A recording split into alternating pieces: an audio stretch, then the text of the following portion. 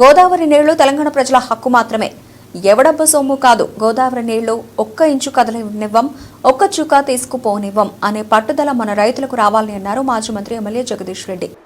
ఎవడబ్బ సొమ్ము కాదు, గోదావరి నీళ్లు తెలంగాణ ప్రజల హక్కు మాత్రమే, ఒక్క ఇంచు కదలనియము, ఒక్క చుక్క నీళ్లు తీసుకుపోనియమన్న పట్టుదల మన రైతాంగానికి రావాలి. మన హక్కులేదో మనం తెలుసుకోవాలి. ఊరికే కూర్చుంటే ఎవడు తెచ్చిపెట్టాడు, కొట్లాడి తెచ్చుకోవాలి. ఎట్లయితే తెలంగాణ కొరకు కొట్లాడినమో, ప్రాణం పోయినా తెలంగాణ సాధిస్తామని ఎంత పట్టుదలతో పనిచేసినామో, ఇవాళ ఇంటి దొంగల నుంచి ప్రమాదం వచ్చింది కాబట్టి మన హక్కులకు, మన నీళ్లు దోపిడికి గురే ప్రమాదం వచ్చింది.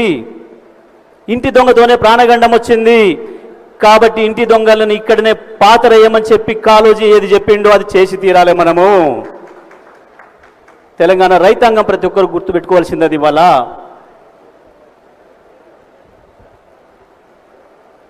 మంతన్ నుంచి మొదలుపెట్టి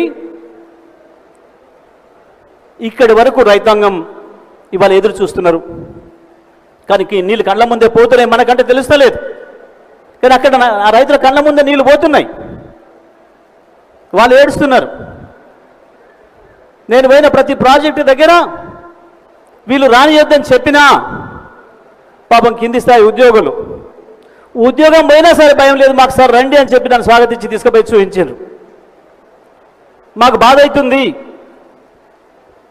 కేసీఆర్ సార్ ఉండగా బ్రహ్మాండంగా నీళ్లు కలకల్లాడేది, రోజు మాకు పని ఉండేది. ఆ పడుతున్న నీళ్ళని చూసి సంతోషపడదాము. తుమ్మ చెట్లు మొలిపిస్తున్నారు.